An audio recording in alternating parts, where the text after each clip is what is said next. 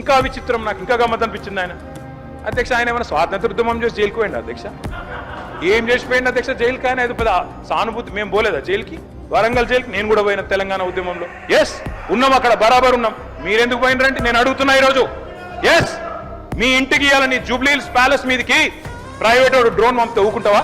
అక్కడ నీ బిడ్డనో నీ వైఫో ఉంటే వాళ్ళని ఇష్టం ఉన్నట్టు ఫోటోలు తీస్తే ఊకుంటావా? ఎవరి ఇళ్లలో పడతా వాళ్ళ ఇళ్ళ దొరబడతా, నా ఇష్టం ఉన్నట్టు చేస్తా, అరాచకం చేస్తా అంటే ఊకుంటారా అధ్యక్ష?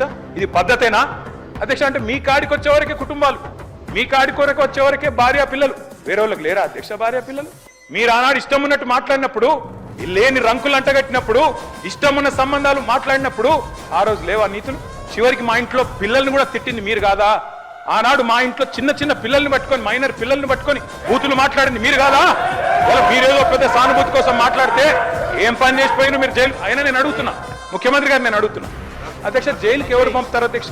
ప్రభుత్వాలు పంపుతాయా? కోర్టులు పంపుతాయి. కోర్టులో మీరు ఛాలెంజ్ చేసినారు, నన్ను రిమాండ్కి పంపొచ్చు అని మీ లాయర్లు అడిగినారు. కోర్టు కాదు మీరు జైలుకే పోవాలని చెప్పింది. మేమేం చేస్తాం దాన్ని? రిమాండ్కు పంపేది మేం కాదు సార్, మీరు కాదు. ముఖ్యమంత్రి గారు హుంకరిస్తున్నారు. నేను అనుకుంటే అక్కడ ఎవరు మిగిలరు. నువ్వు ఏమనుకున్నా ఏం ఫరకు పడదు, నువ్వు ఏం చేసుకున్నా ఏం ఫరకు పడదు. నువ్వు అనుకుంటున్నావేమో పదవి శాశ్వతం, అధికారం శాశ్వతం. ఏది శాశ్వతం కాదు.